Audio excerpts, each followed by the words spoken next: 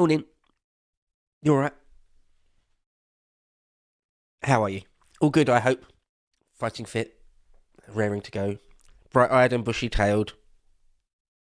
I'm joined by my producer, Little Harry. How are you this morning, sir? Morning. Yeah, I'm good. Good, good. It is 1 minute past 8 in the AM, Greenwich Mean Time, on what are we now, Thursday? It's Thursday, the 12th of February in the year of our Lord, 2026. You are the glorious band, the chosen few. My band of brothers. Thank you for joining me on Breakfast with Beau, formerly known as a formal official name, Breakfast with Beau. Colloquially known as The Beau Show, or Beau's Breakfast Club, the BBC, hashtag real BBC. Alternatively, the Lotus Eaters Breakfast Club, LBC. Hashtag the real LBC. Let's jump straight into it. Enough of that nonsense. Let's jump straight into it. What is the world talking about today? What is the corporate legacy mainstream media trying to pretend you need to care about this morning? Let's have a look at the papers, the front pages of the papers. The print media in the UK, Fleet Street says, police assessing Andrew leaks and outrage at Prem boss. That means Premiership boss. One of the co-owners of Manchester United Football Club. There's outrage at him because he's dared to notice reality and say something about it. Quite annoying to me, to anyone on our side of the aisle. Actually, before I jump into it this morning, I want to say a quick word about the Honourable Rupert Lowe MP's inquiry into rape gangs. I'll say a word about it because it's not in the papers. It's not in any of the papers. Now, I want to do a deep dive. I've been looking into it a little bit on and off since it's been going on. Had a little bit of a research yesterday. But what I want to do is have a full-blown proper research and bring it to you either tomorrow or next week at some point in some proper depth and proper detail. Didn't get as much time as I wanted to yesterday to be able to do that today. But still want to talk about it a bit because it has to be talked about. It should be talked about. That the mainstream media is basically completely blanking it. I see some people saying, well, the mainstream media aren't really let into the hearings. Yeah, but you can still get the information out. Yeah, but we still know there's still plenty of tweets from Rupert Lowe and various other people around him. It's still, I mean, to say it's leaking out is not even accurate. That's not really what it is. It's not leaks. It's not sort of behind closed doors and you need to the point where you need people to leak things out. No, it's still coming out, what's going on, all the testimony. So, I'll bring it to you in proper depth, either tomorrow or next week, but I want it to be known the degree to which the legacy corporate mainstream media are blanking it. They really are blanking it. Because a lot of the things that are coming out is not just rape, not just sexual assault, but all sorts of torture and murder and things. Just unbelievably depraved and sadistic behaviour. So yeah, lots of it are accounts from survivors, of course. Lots of it are just accounts from survivors, and it's. I was about to say it's unbelievable. The saddest thing of all is that it's not unbelievable. Is that we already sort of knew a lot of this sort of thing. It'll come out over the years that this sort of thing has went on. Rupert Lowe's just trying to, put a spotlight on it even more, because it deserves. It's one of the worst atrocities that has ever been committed against our people. Largely Muslims, largely Pakistani Muslims, against specifically white girls and some boys. Abduction, kidnap, rape, torture, murder, everything. Astounding. So, we need to talk more about it and not let it go. Never ever let it go until something's done about it all on a macro scale. Mass deportations of all these people.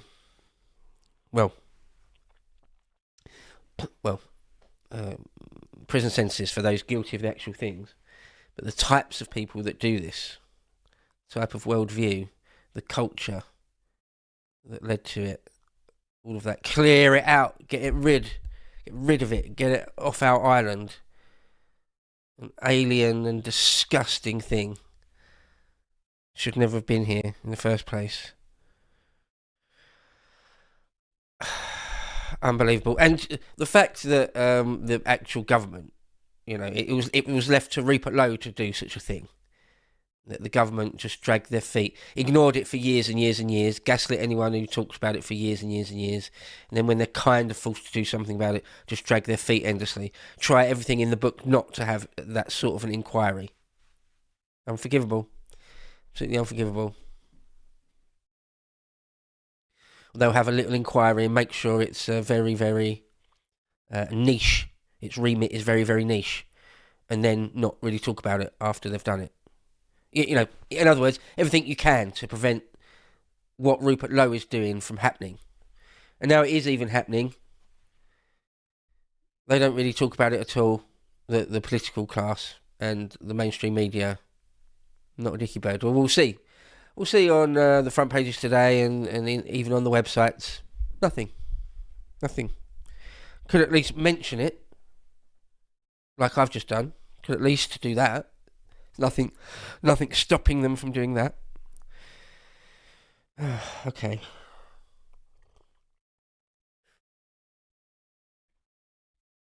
All right, let's jump into the front pages. Police assessing Andrew's leaks and outrage at Prem boss. All right, the Daily Mail, which is filth, pretending that it's not, says Starmer's judgment savaged over another Labour peer's ties to a sex offender as female MPs blast number 10 boys club. Pardon me, I'm a tiny bit ill, I think. Do apologise. Okay, first of all, don't care about the boys club bit of it. Don't care about female MPs with the feminist chip on their shoulder. Don't care about any of that. But the other Labour MP, the other Labour peer is Matthew Doyle, Lord Doyle. Did we mention him yesterday? I think we did, didn't we? He was the number 10 communications boss, executive head of communications, I believe, at number 10, and then he was given a peerage.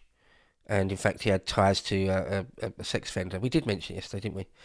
So it's like a second sort of paedophile scandal. And let's not forget Dan Norris. Throw on top of that, Dan Norris. Don't know who Dan Norris is? He's a Labour member for Somerset. Somewhere in Somerset. And I don't think he's Labour anymore. They had to throw him out. He's just an independent. But he's refused to give up his seat and trigger a by-election. Even though he's up on multiple charges for sexual assault. I'm not sure, but I think it's full-blown rape. It certainly is sexual assault and more than one woman. And he's been on those charges for a while, a year or so or more. And some more charges dropped on him not too long ago, a week or two ago. Dan Norris, MP, was Labour. So all sorts of sex criminals in and around the Labour movement. That's a statement of fact.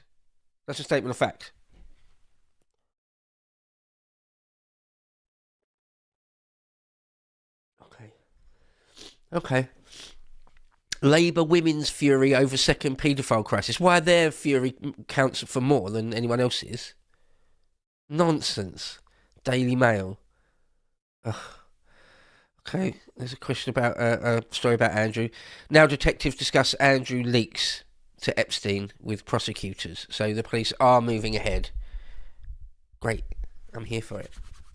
The police are moving ahead with some sort of probe, some sort of investigation into Andrew Sex-Coburg's alleged leaking of confidential papers to the late Jeffrey Epstein. There you go. All right. Well, we've got the Eye paper. Same thing. It's mostly Andrew this morning. They've gone back to Andrew. Mostly. Yeah. Don't want to talk about the most salient thing about Epstein, though. Don't want to talk about all the suggestion of murder and cannibalism. The suggestion of it. the possible code words, talking about things much worse than getting massages off a 14-year-old, much worse than trafficking an adult model to Prince Andrew. Things much worse than that. Much more sinister. You don't talk about any of that. We're not talking about any of that, no? Corporate mainstream media? No? We're not going to talk about the suggestions of any of that stuff? No? Again, the whole connection to the world of intelligence services? No? Nothing about that? No. Apparently you don't want to report anything like that. Well, alright, let's talk about Andrew then. Andrew faces growing police inquiry into Epstein links. Yeah, okay, get it. Detectives are assessing claims that paedophile Jeffrey Epstein sent a woman to Windsor for sexual purposes involving the former prince in 2010, i.e. after Epstein's conviction. Officers investigating Mountbatten Windsor and Lord Mandelson are in talks with prosecutors and US counterparts ahead of possible criminal probe. Files suggesting Andrew leaked confidential reports to billionaire Epstein while he was a government trade envoy are also being examined. Thames Valley Police confirm for the first time they're looking at the case for misconduct in public office. So the police are definitely looking at it. They are definitely looking at it. Alright, The Sun. Credit Cad. It's a story that the Queen and Philip and Prince Charles had to loan Andrew money to pay off Virginia Giuffre. Because if you don't know, if you remember, the late Virginia Giuffre was going to take Andrew to court. Was taking him to court, and before it all happened, he settled out of court. She accepted a settlement out of court, which I think a lot of people thought was a bit cheap. I thought he was interested in justice, not a load of money. Well, there you go. She settled out of court. I always find that weird when people talk on and on and on and on about justice and then just settle. Oh, so it was more about loads of money, was it, after all? Anyway, when it's settled out of court like that, it's never really, or very rarely, basically never really, sometimes it is, released how much the settlement was for. In this case, it certainly wasn't. But it would certainly have been for millions. And this story says that the Queen, Philip and Charles loaned Andy £12 million for, for Virginia Giuffre payoff. He hasn't paid back a penny. So I don't know if that was the final amount that Giuffre got, was 12 million.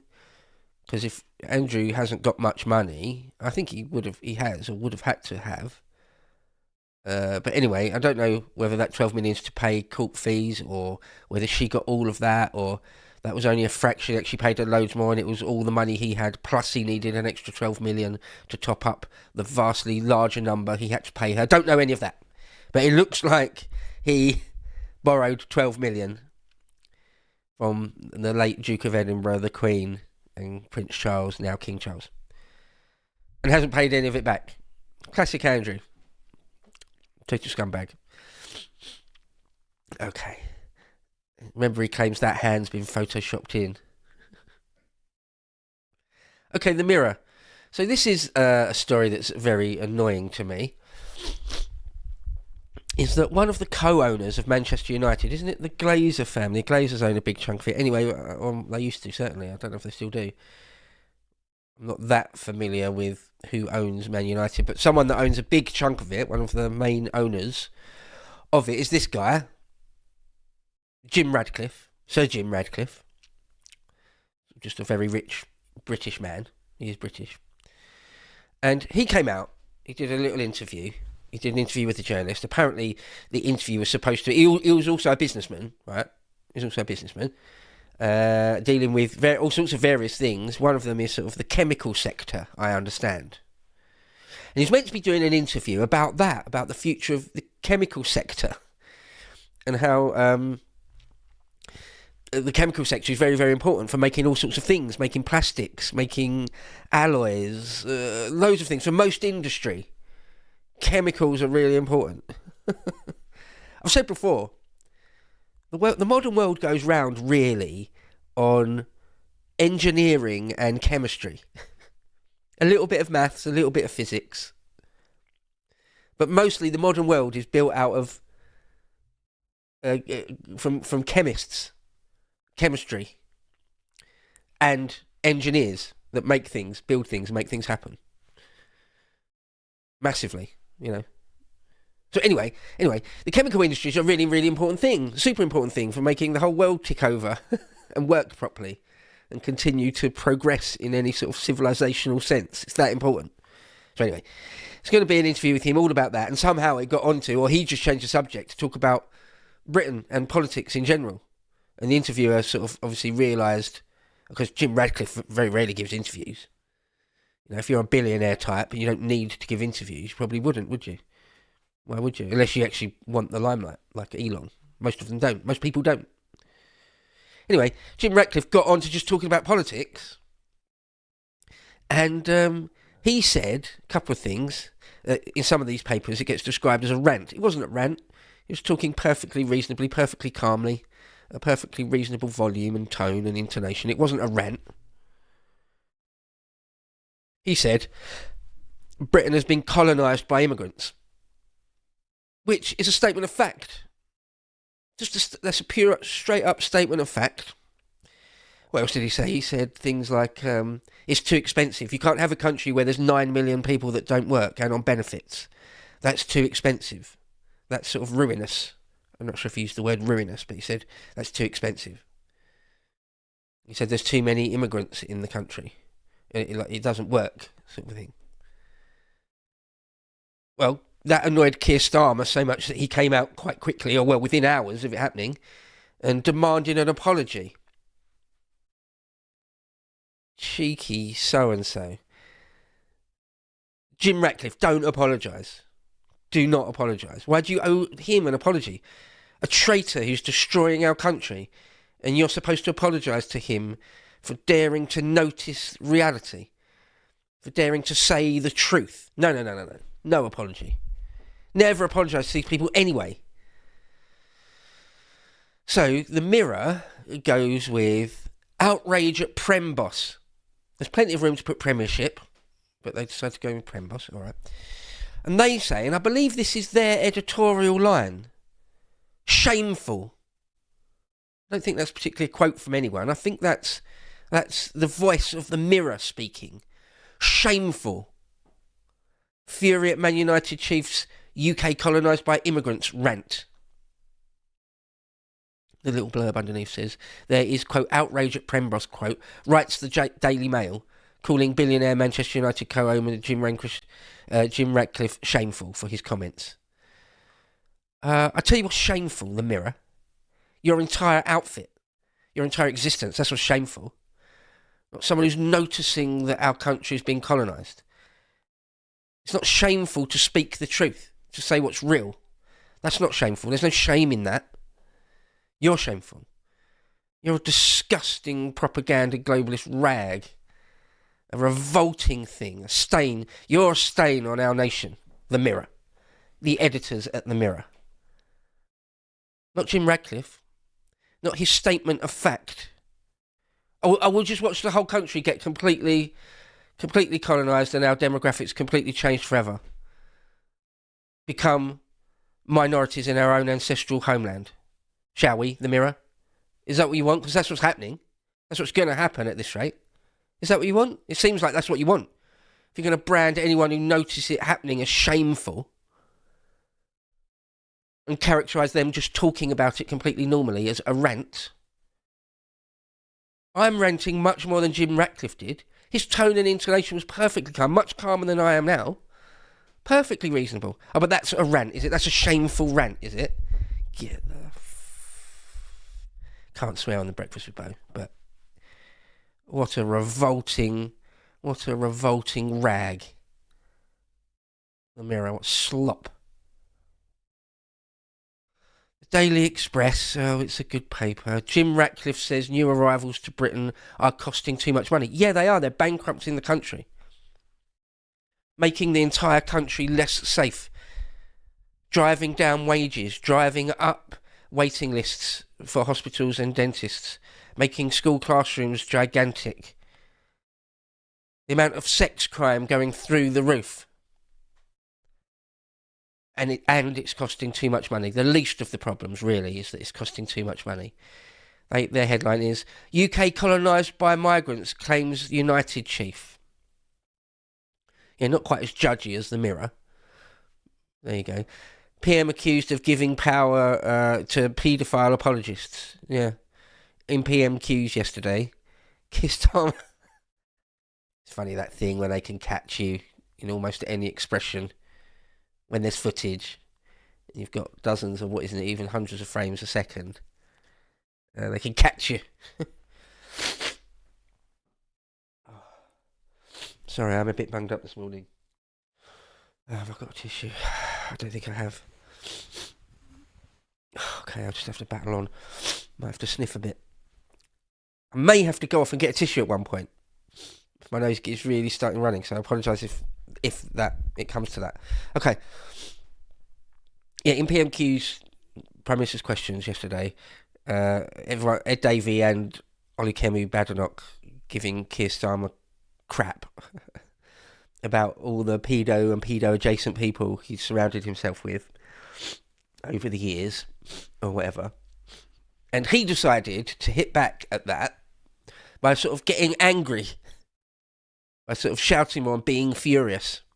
That's one way, isn't it? You can deal with someone when someone's putting pressure on you and arguing with you in any context. You can sort of be a bit submissive about it and sort of let them get it off their chest and not say all that much, right? Sort of say the bare minimum, eyes downcast, right? You can meet them point for point completely rationally, or you can try and outbluster them and try and be louder and more angry than them, right? That's one tactic, isn't it? Seldom works, unless you're dealing with a small child, perhaps. Anyway, that's what Starmer attempted, basically, to just be more bellicose and angry and loud and aggressive than they are.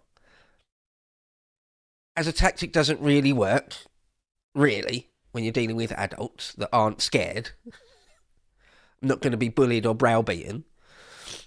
Wouldn't really work anyway. And two, coming from Starmer, yeah, it's not scary, mate. Not to mention his actual arguments were nonsense, effectively.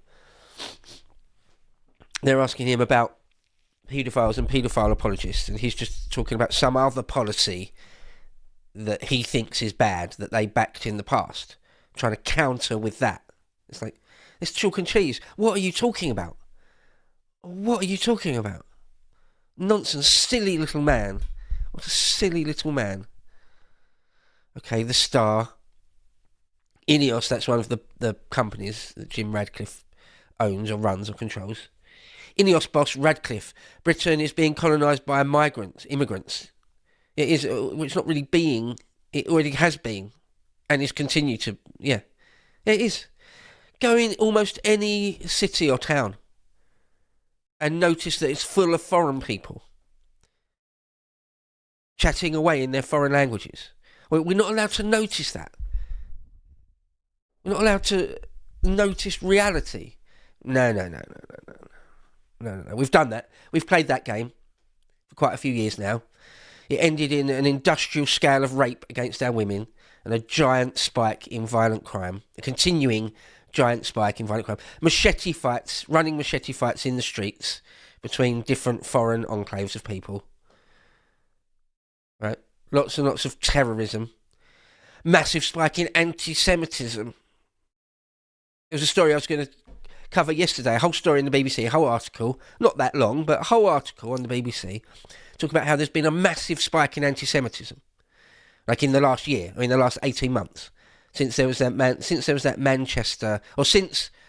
October 7, the Palestine thing, the Hamas, Israel, since then, and since the Manchester mosque attack, Those two things saw a giant spike in anti-Semitic attacks.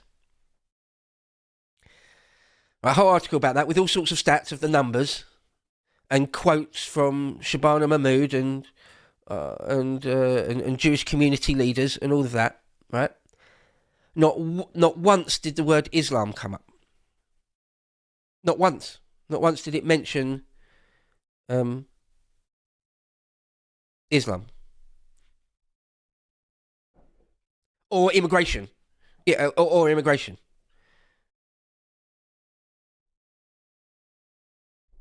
We're not supposed to understand. We're not supposed to notice or say anything about it. I mean, anti-Semitism obviously is just one thing. Like, you know, I'm just saying that because a lot of like normie boomers, pearl clutchers, seem to care about anti-Semitism more than other types of terrorism for some reason. But whatever. Everything that's going wrong with our country, least of all that what Jim Radcliffe says, that it costs quite a lot. And that we've been colonised. That's a polite way of putting it, isn't it? We've been colonised. That's an extremely, extremely polite way. Invaded by barbarians would be another way you could say it. You do sex crime and violent crime per capita at an insanely higher level than the natives. Per capita.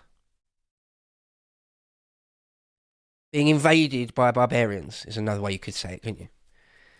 But no, it's shameful to say such a thing. To have noticed, dare to mention. We've done that, we've tried that. We've tried pretending it's not happening. I think that time's coming to an end pretty soon. It must do.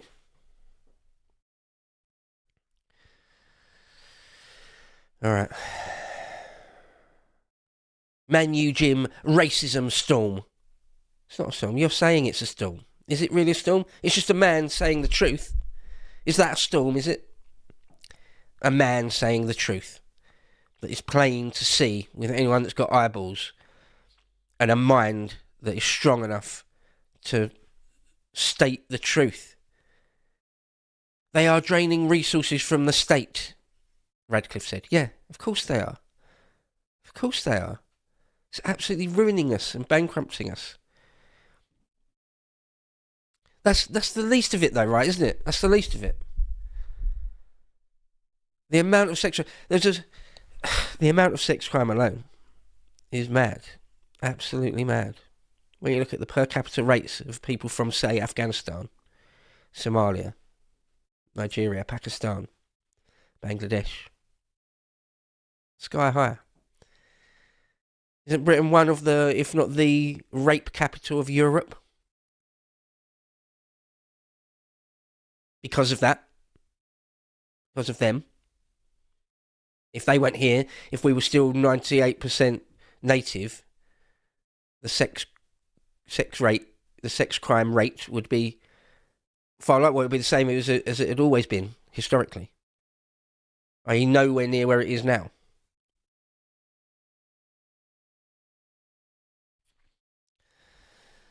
But Jim Radcliffe is the problem. Really. Jim Radcliffe needs to apologise. Does he? No, I don't think so. No.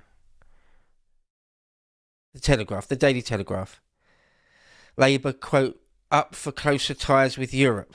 Brilliant. Just always want to undo the thing. Mick Jagger's fiancée attacked outside Annabelle's. I don't know what that is. I didn't read that. I think Mick Jagger's fiancée killed herself. Or was that a couple of years ago now? He's got another one. Oh, give it a rest, mate. You're old. Give it a rest. Can't believe Mick Jagger's still alive, really. Not that I've got anything against him. I like the Stones. But, like, isn't it time to just have a rest in an old people's home now, Mick Jagger?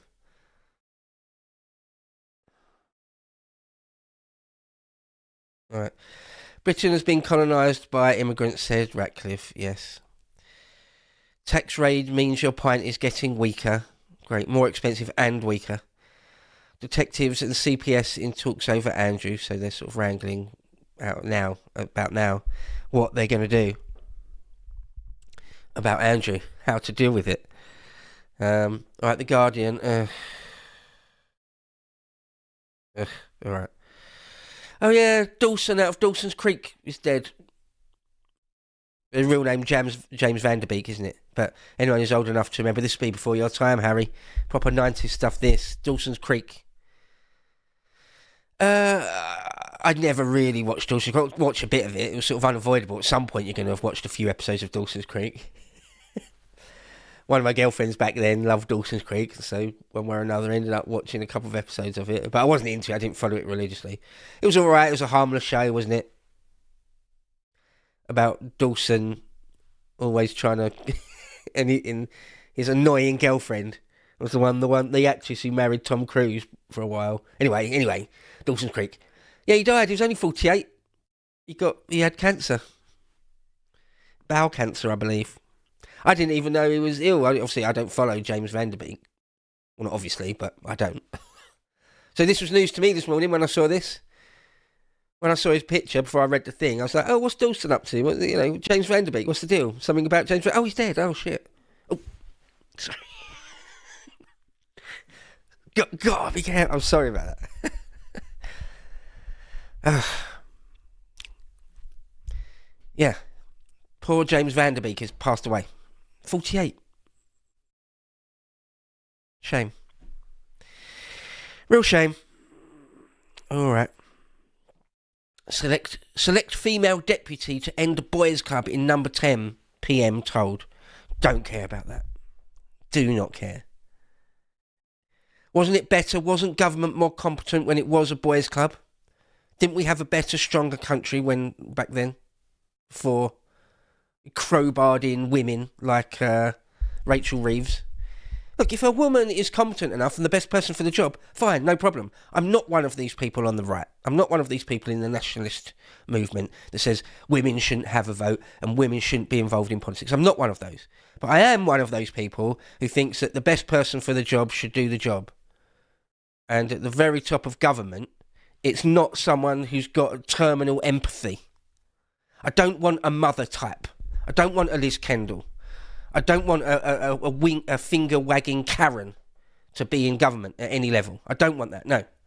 I don't want someone like Yvette Cooper. I don't want a pearl-clutching... just the right person for the right job. If it happens to be a woman, some badass iron lady, fine, all right, fine. But just crowbarring women for the sake of it. Just so we can say we've got the first female chancellor. Nonsense. Ridiculous nonsense. The old boys' club. Calm down. That feminist chip on your shoulder stinks. It stinks. It's gross. I don't want to see it. I don't want to hear it. I don't want to smell it. Get it away from me. All right, the Metro. Harry, Disdain Cam 1, the Metro. Okay. Okay. Jammy Dodger, this is an annoying story. See this dude here, this black dude here? It says 2 years of skipping fees on the trains to the tune of £3,600, but no jail. Jammy Dodger. Fair Dodger. Judge decides brazen, that was a quote, that he is brazen. The judge decided he was brazen, but the judge decides that the brazen offender might change. MP demands war on evasion that harms UK. Okay, so this absolute scumbag, this cheater, just skipped fares for 2 years. And, but I can only imagine, because he's black, the judge decided to just not really do much about it, not really do anything about it, not send him to prison. I think there was also something about, it was much more than £3,600. It was something like £32,000. Anyway, they just let him off, essentially let him off. Crazy that we're living in. The judiciary needs to be cleared out and replaced with actual judges. not just lefties trying to do the least amount of justice possible. No. The judiciary needs to be completely, almost entirely, flushed out and put real people in there. Okay. Biggest wealth managers in the Financial Times, the FT, biggest wealth managers take beating in latest round of disruption from AI. Don't really care about that. Okay. All right. Well, that's the front pages. Let's have a look. Before we have a look at the websites, let's have a look at our poll. What was our poll today? I can't remember what it was. Something about Andrew. Give me 2 seconds. We'll have a look at this. Okay. Harry's brought it up. We said, should Prince Andrew go to America and testify? Right, because the Americans want him, don't they? James Comer and that House Oversight Committee want to speak to Andrew. It was a bit of a gimme, wasn't it? We laid it up, we teed it up for you to knock it out the ballpark. Yeah, 87% of you say yes. Okay, good. 7% say not sure and 7% say no. Again, who are the 7%? What's your problem? What's going on there? No. 87% solid. Yeah, bit of a no-brainer, isn't it? That was a bit of an easy one. Some days I'll do easy ones like that. Some days I'll do ambiguous ones. Occasionally do a funny one. But no, that was. I'd hoped that would be a resounding win, and it is. All right, 87% of you. Okay, let's move on then. Let's have a look at the actual websites. Again, we won't do like the Radcliffe thing, because we've talked about that now, haven't we? Oh yeah, that Canadian shooter was definitely a boy, a man, a biological male. Because I did see throughout the day yesterday 1 or 2 things saying, just reporting it as a woman. It was a woman that did it. No, it was a biological boy. It was 18-year-old man. I suppose technically you're a man at 18, aren't you? All right. A biological male who identified as a woman and did the massacre in a dress. It's not a woman, is it? It's not a woman. His name was Jesse something.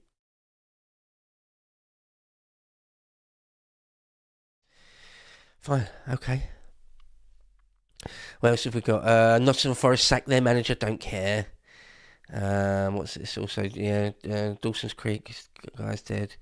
In Tehran, rallies for Iran's revolution overshadowed by discontent and defiance. So, over the last day or so, or a bit more, it was the birthday of the Islamic Republic of Iran. The Iranian Revolution had its anniversary.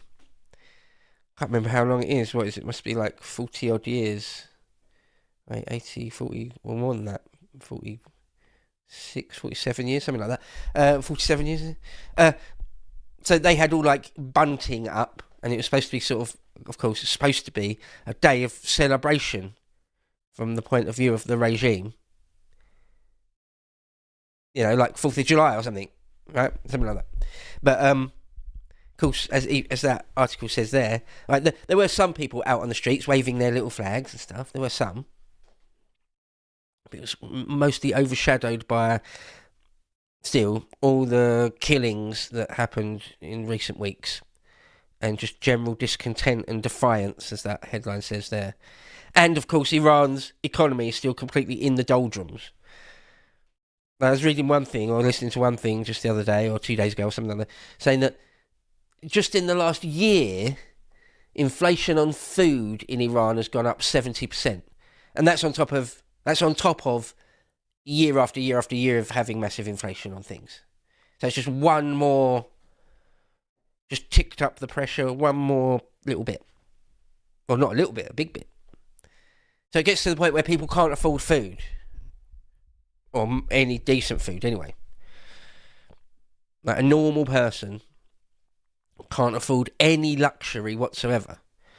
And then beyond that, it's not only that you can't afford any luxury, but you're struggling just to buy like a bit of bread and cheese or something. And of course, the next thing is that some people can't afford even that, and you can't afford to feed your kid. If you've got a big family, say, they're actually starting to go hungry. You actually start to watch your children get thinner in front of your eyes, or you yourself become weaker and thinner and thinner. And you're working hard, but the money's just not worth anything. The money's not worth anything, and the prices of things are sky high. So you're working your fingers to the bone, and still you're getting thinner and weaker and watching your children turn to skeletons in front of your own eyes. Yeah, that's when regimes get toppled. That's when populism starts looking less like a delusion and more like mobs are going to start entering buildings and doing things. Well, Iran's not too far away from that. Well, it's already sort of there, isn't it? We'll see what happens with the talks between the Americans and the Iranians in Oman that's going on at the moment. Apparently Trump was considering, or may even have, ordered a second carrier group to go to the Persian Gulf, like the Gulf of Aden sort of area. A second carrier group.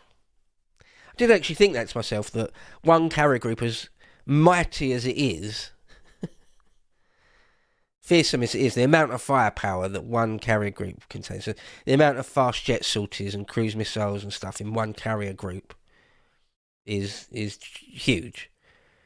Would it be enough to just completely and endlessly take out the Iranian regime from the air? You know, a regime that would be extremely stubborn. It's not like the Taliban in 2001, is it? If anyone remembers, in 2001, very shortly after 9/11, America started an air campaign in the skies above Afghanistan because they accused, almost certainly rightly, the Taliban regime of harbouring terrorists and things. It was quite quick. The Taliban regime in 2001 was toppled quite quickly. Within 100 days, was it? I can't remember exactly, but it was a few weeks, that was it. Or the NATO campaign against Slobodan Milosevic in Serbia. Again, a few weeks, if I recall. Or it went on much longer than that, but the main objectives were done within a few weeks. Gulf War I in 1990 into 1991. Like just a few weeks of being pounded from the air. So much so that they could retake Kuwait in like 100 hours with almost zero casualties, if you don't count friendly fire. Very, very, very, very few casualties. Is one carrier group enough? They've also got that airbase, haven't they, in Doha? And they can fly from Jordan, I think. Anyway, fly from Cyprus. Anyway, Trump thinking about another carrier group, sending another carrier group. All right, what else have we got?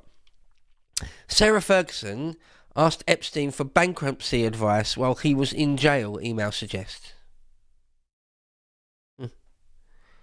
Okay. Sarah Ferguson.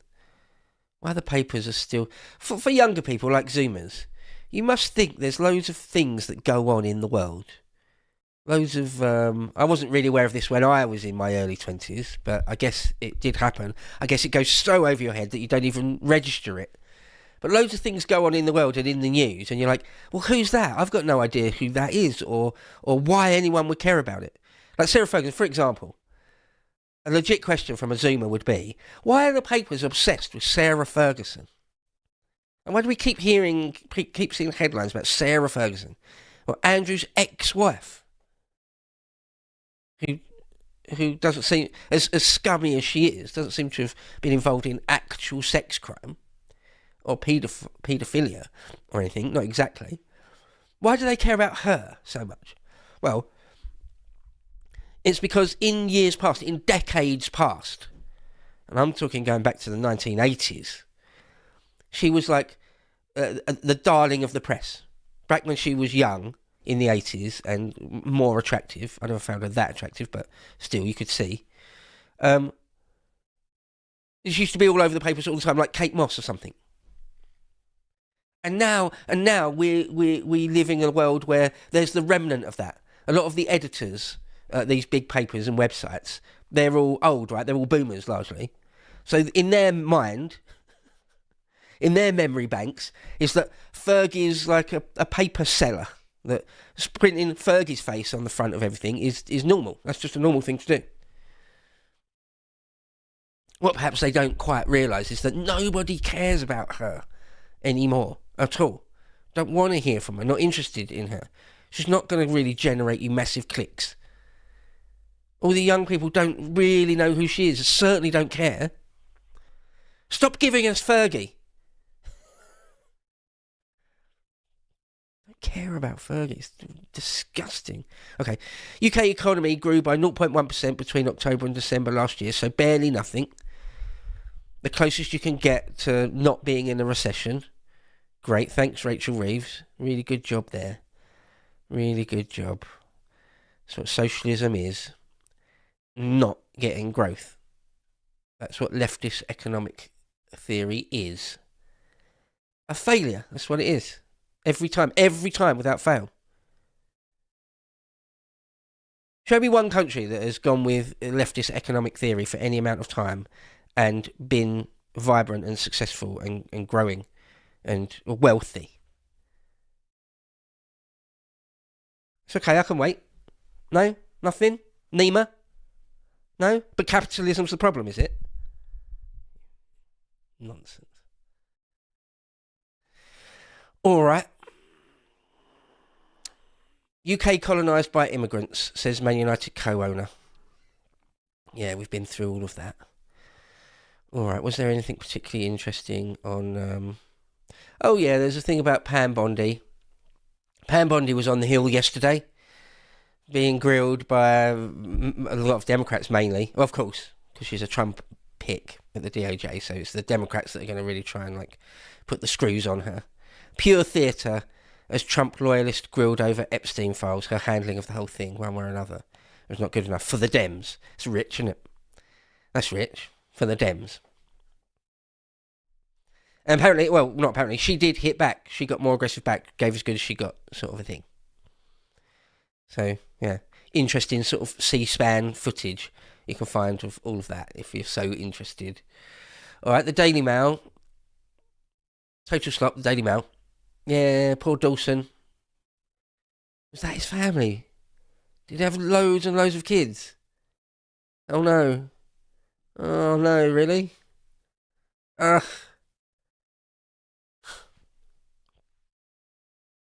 Oh.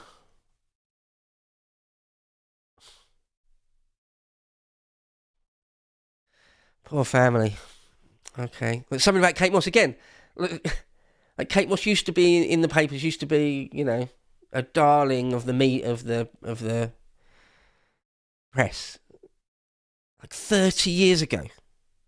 25 years ago. Still something about Kate Moss. It doesn't matter what Kate Moss does or thinks or says about anything, does it? It's not of any interest, of any note. Yeah, that's that weirdo little freak mass murderer. Transgender school shooter behind deadly high school rampage in Canada is pictured for first time after killing 8 people and injuring dozens more. There you go. What kind of society tells a boy like that is actually can be a girl?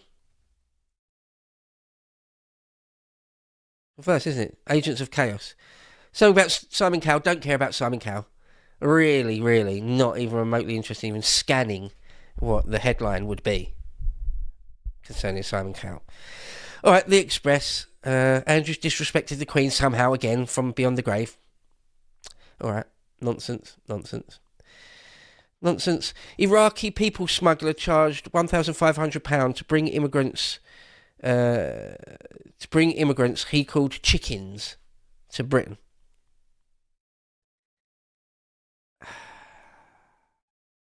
We need to smash the gangs, actually do it rather than just keep saying it.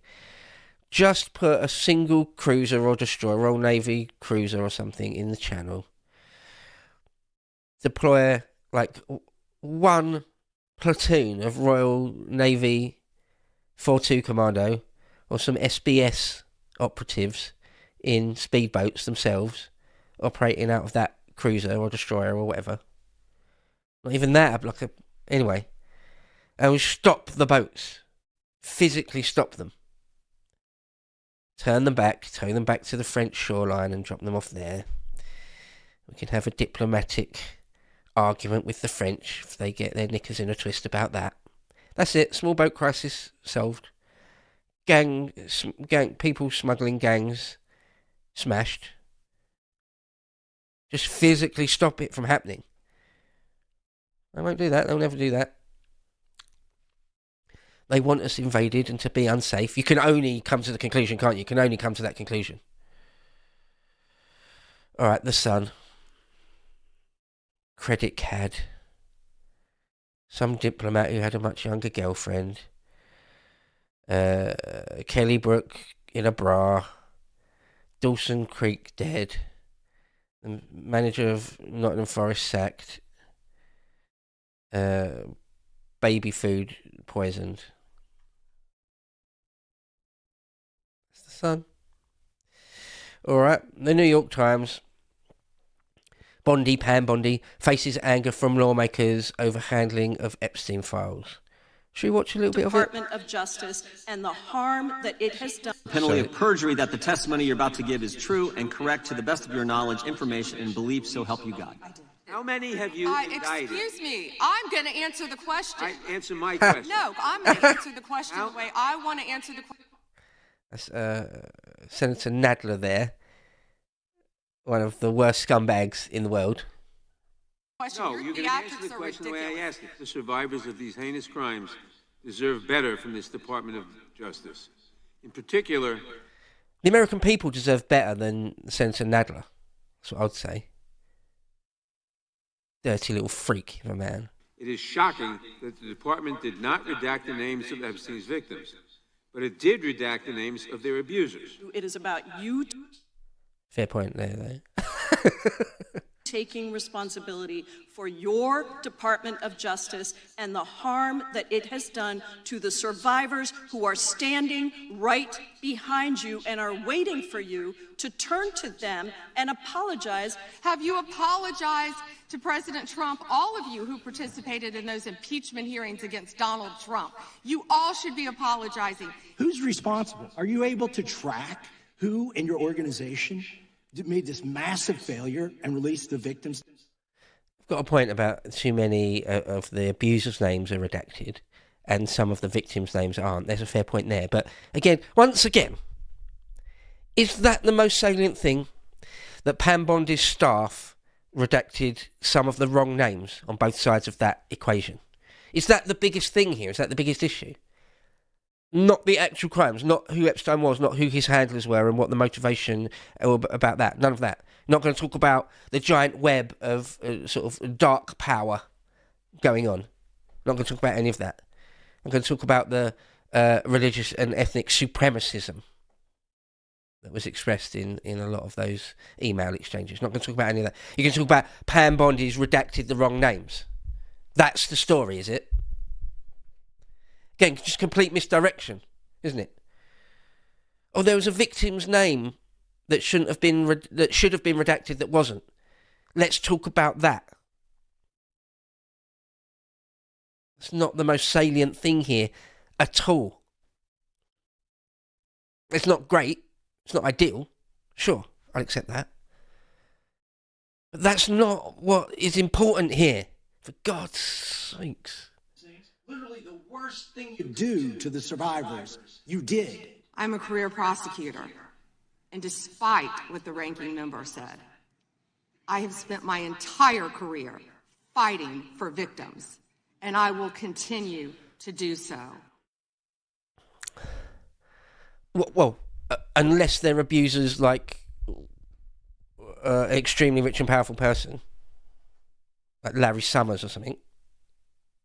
Yeah, you'll fight for the victims unless the abusers like Bill Gates or Bill Clinton or Sergey Brin or someone like that. or MBS. Someone like that.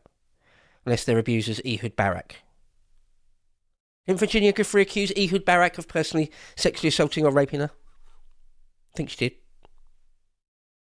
You'll fight for victims unless the perpetrator is particularly rich and powerful. Okay. In which case you'll do an exercise in limited hangout forever. Pam. Everyone in that clip we just saw, everyone involved in that is suspicious and weird and dodgy. They'll never let us actually really fully come to the proper conclusions about what's going on and clean house. Talk about it openly, really. About the intelligence services and everything. What's really going on. Just endless misdirection. Just endless is what they'll do. That's all they'll do. Oh, God. Must have been rambling on. How is it 9?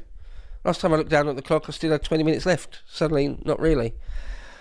All right, should we have a quick look? There actually wasn't that much in Australia and Japan and China and Russia and Germany. Should we have a quick look at build? Sometimes it's actually funny. You know the way when there's slop in Britain, it just annoys me. When there's slop in Japan, it's somehow endearing. Well, the slop in Germany is sort of somewhere between. Was there something even funny? Oh no, the page has been. Oh yes, well, not exactly funny. Shakira Island is for sale for 25 million. Shakira, did you know that Shakira's got her own island? Is that Shakira? It doesn't even look like her, does it? She looks very different now. Harry, you there? Yep. You're gonna bring that picture up so people can see. There you go. She looks just like a completely different person. Is it me, or am I remembering Shakira from ages ago? She's just got a bit older now, and so her entire face has changed, or she had tons of work. I don't know. I don't care. Let's move on. The French had one sort of mildly interesting. Oh yeah, Bangladesh seeks democratic renewal in first post-uprising election. So if you remember, they had the students, or there was an uprising. They overthrew their own government, and the Sheikh Hasina woman, who's like the great aunt or something of Tulip Sadiq, a Labour MP, a current Labour MP. They were overthrown. She's now in India, and was in absentia sentenced for loads of different crimes, given loads and loads of time in prison and a death sentence. And Tulip Sadiq even has been given a sentence for being involved in corruption. If we had an extradition treaty with Bangladesh, she would be going back to Bangladesh and serving 4 or 5 years in prison or something like that for corruption. But because we haven't, and because our establishment just endlessly wring their hands about minority people and give them endless amounts of slack, and it's just the endless hand wringing and pearl clutching. Someone like Tulip Sadiq can't possibly have done anything wrong, even though it seems she certainly has. Was involved in things that were wrong anyway. Been given land illegally by members of her own family, basically. But no, she'll still just be a Labour MP, even though she's been convicted of reasonably serious crimes in Bangladesh. Anyway, Bangladesh are going to have elections for the first time since 2024. All right, I don't really care though. Let's have a look at this day in history, because it's already 9 a.m. Let's have a look. I like this segment. I think you guys do too.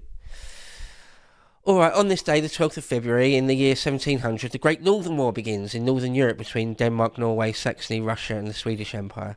Yeah, very interesting. If you're from that part of the world, very, very interesting. Again, fairly pivotal war.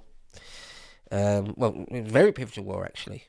Most people in Europe don't know much about it, or they're aware of it a bit, vaguely, but don't know the ins and outs of it. And people from the rest of the world probably never heard of it. But it is important. It is an important thing. On this day in 1912, the last Qin, I think it's like Qin, Emperor of China, Puyi, who was aged 6 at the time, abdicates, or forced to abdicate, after losing the support of the Chinese people and thus the mandate of heaven. Yeah, Puyi, the last emperor. There's a great film called The Last Emperor. Haven't seen it in ages. Had it on VHS growing up as a kid. I think it's got Peter O'Toole in it, if memory serves. Anyway, there's a good film called The Last Emperor, all about Puyi. And so he was a little kid. He was like the Dowager Empress made him emperor when he was like 2 years old. And he served for 4 years and then was deposed by the time he was 6. But he went on to live a long life. Relatively long life. I mean, he made it into adult. He wasn't murdered or assassinated. Anything. He made it into adulthood and lived a long life. In fact, during the 30s, when the Japanese were invading Manchuria, or Manchukuo as they called it, they used him as sort of a puppet emperor. They brought this Puyi back. Like, Puyi had gone off and lived, I think he lived in America or lived in Europe for a while. And anyway, he wore sort of Western suits very often. And like went to parties and smoked cigarettes through a cigarette holder, like in the 1920s. You know right? Anyway, Japanese brought him back and had him as a puppet emperor in China again, Manchukuo, for like another 10 years, all the way up from like 1935, 1936, all the way up to 1945 or something. And then after that, he was deposed, obviously, after the Japanese lost the war, and then he still lived on for many more years after that. Just a sort of basically a type of playboy or sort of anyway, the life of Puyi is a real roller coaster. And just an interesting person. There you go. If you're a history fan, you want to find out something new you probably don't know much about, check that out. Check him out. In 1947, French fashion designer Christian Dior, don't care. Whatever that was going to go on to say, don't care. In 1999, US President Bill Clinton is acquitted by the Senate in his impeachment trial. There you go. 1999. He still lost, he still got disbarred though. It's over the Lewinsky thing, right? The Miss Lewinsky affair. He's still disbarred. He can't practice law in Arkansas anymore. In 2001, the Near Shoemaker spacecraft lands in the saddle region of 433 Eros, a comet. An asteroid, rather. Is it a comet or an asteroid? Can't quite remember. It is an asteroid, yeah. Becoming the first spacecraft to land on an asteroid. Yeah, the footage of that is remarkable. I played that bit of footage in a main segment of the main podcast we did a few weeks ago. I can't remember how or why I contrived to get that in there, but I did. An incredible bit of footage for anyone wants to look. We landed a little lander on an asteroid. Well, quite a long time ago, over 20 years ago, 25 years ago now. Well, exactly 25 years ago to the day, in fact. Okay, on this day in 2013, North Korea allegedly conducts its third nuclear test, claiming that it is a nuclear device that can be weaponised. Bit worrying, isn't it? And on this day in 2016, Pope Francis meets Patriarch Kirill in Havana in the first meeting between the heads of the Catholic Church and the Russian Orthodox Church in nearly 1,000 years. So there you go, that was a turning point in history. In 1,000 years. Alright, that's the show. Let's do the super chats. We've got one Rumble rant from Casadwen, who says, in a way, to notice in the West is to lose your mind. The scales fall from your eyes, and the, quote, normality, quote, of our world is revealed as the dark insanity that it is. No wonder people prefer blindness. Thank you for that. Interesting. Yeah, I mean, I'm one of those people that have never, ever believed that ignorance is bliss. Always, always, always open your eyes and look at the truth, no matter how sort of depressing or blackpilling it is, all those sorts of things. You must do it. You must do it. Otherwise you're a child blindly groping around. It's no good for anyone. I get your point though. I absolutely understand your point and agree with what you're saying. Yeah. Yeah. To appreciate the truth is to struggle with your own sanity because of how mad it is. Right. Yeah. Horrible. Horrible. Alright, that was the only Rumble rant, but we seem to have loads of YouTube super chats, so let's see if I quickly whip through them a bit. Aristotle Luton says, Rupert Lowe, your place in history will be kind. Yes, hope so. Let's make that so, yes. Mr. Dicky Bingo, not Dinky Bingo, Mr. Dicky Bingo says, we need an extra disdain cam for Starmer. Yeah, let's get a fourth cam in here, disdain cam 2. Dedicated disdain cam 2. Have it like looking up there somewhere. Just to sort of frown whenever Starmer gets mentioned. That would be funny. We have got spare cameras actually, it's not completely insane. Okay. Global Church History says, we need a pride and loyalty cam for Lammy. No, I don't like Lammy. I'm not interested in Lammy. I saw some people in the chat earlier on saying, like, ironically, like, go Lammy, Emperor Lammy #1, all that sort of thing. And it is funny. I get the joke. The joke is funny, but don't get carried away. We need pride and loyalty cam for Lammy. I can bow down to my Lord and Saviour, David. Big Davy L. Who's George Brown, Lammy? Who is he? That was his name, wasn't it? The guy that gave him 50 grand. Was it George Brown?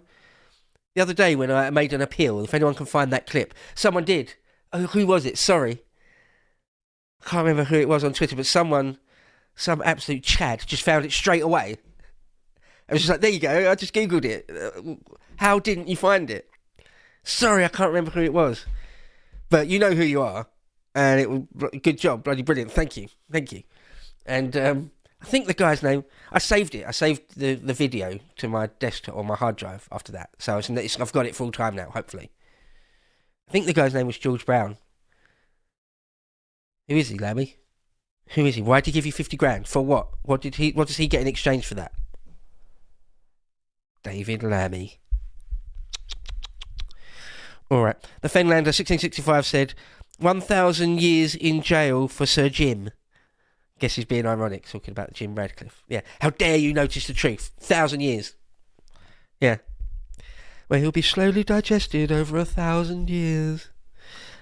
Global Church History again says, get Beau a handkerchief and a swear jar. Going forward, if I'm not completely well, I shall bring a handkerchief or at least a tissue. Luckily it wasn't full blown. That would have been bad. I would have had to get up and gone and got a tissue or something. A swear jar, yeah, I've just got to be careful. My natural inclination is to swear. I'm a working class boy from Essex. I grew up in the milieu where people swear loads. Well, you see Count Dankula. You watch Count Dankula videos when he's not trying to be a good boy. It's just every other word is an F. So, I'm usually pretty good. I'm actually usually pretty good. But on State of Politics, where I can say basically what I want, yeah, it's laced with expletives. So, yeah, all right. Mr. Gently Benevolent says, time for a remake as Dadeson's Creek. Yeah, I mean, poor old Dawson, eh? I didn't even know until I saw that image there that he looks like he's got a massive family. Were they all his kids? Has he got like 7 or 8 kids there or something? Little blonde-haired cherubs. Lost their dad. Oh. 48. I'll be 45 this August. Makes you think, doesn't it? 48. Okay. IJNV. I don't know how is that supposed to be pronounced a certain way, but it's IJNV. Says, Beau, did you watch some of Asher Logos videos? No, I didn't. Sorry. Yeah, no, I haven't had time to, or in fact, just honestly forgot that I would do that. But Asher Logos, I'll give it a whirl. I'll try and remember to give it a whirl. I've got to record an epoch later today, but if I can recall, if I remember, I'll have it. I'll give it a look. Give him a look. Skibbity G says, women are being sabotaged everywhere in the West. Women are being sabotaged everywhere in the West. Yeah, I mean, Well, like, I'm not 100% sure exactly what you mean by sabotage, but if you just mean sort of assaulted by people from the third world and the Middle East and North Africa and stuff, and sub-Saharan Africa. By sabotage, do you mean assaulted and sexually assaulted? Yeah. Yeah, you're right. Terrible. That the same person again, is it IJNV or LJNV? Anyway, that person, you know who you are, says, so can we agree that I'm not sure if I can read that. Sorry, I would read anything out, but there's certain things I just can't. Yeah, that's the sort of thing that might just get the channel, the video demonetized, or the channel get a strike. So I'm afraid I can't read it out. All right. Nicholas Phelps 3872 says, studies show that people are physically attracted to people who look like their opposite sex parent. Right, so you fancy someone who looks like your mum, or a girl fancies someone who looks like their dad? A bit. Right, yeah, studies show that. My mum was blonde with freckles and green eyes. Happens to be my type. In-group preference is okay. Little bit funny way of saying that, but yeah, in-group preference is okay. There is a classic thing as well, isn't there? That you're attracted to something that's similar to you, whether it's actually like one of your parents or not, but there is an old cliche, isn't there? That if a girl's dad is bald, she hasn't got a problem with bald guys, for example. Or if their dad's tall, she goes after tall blokes. Yeah, and I suppose the other way round, with boys and their mums to some degree. But in the much more general point, that having an in-group preference is okay. You know, the leftists, the globalists, the freaks would just say that any sort of in-group preference is racism, is bigotry. Any in-group preference is evil. Well, it isn't. And it's hardwired into us. And there's nothing wrong with it. There's nothing wrong with an in-group preference. That I care about my people and my race above others. Yeah. Not going to apologise for that. I have an in-group preference. Yes. Boomer liberals, don't tell me that I can't have it. Alright, there you go. Alright. It's now 13 minutes past 9 in the AM, Greenwich Mean Time, on Thursday the 12th of February in the year of our Lord 2026. You have been watching Breakfast with Beau, The Beau Show, the Lotus Eaters Breakfast Club, hashtag The Real LBC. You've been the glorious brand, the chosen few. Thanks for watching. Appreciate it. Without you, it isn't a thing. Try and make the best of the day ahead. Carpe diem, seize the day, if you can. I know it's not always possible. But if you can, try and make it count. You'll only have this day once. Alright then, until tomorrow morning then.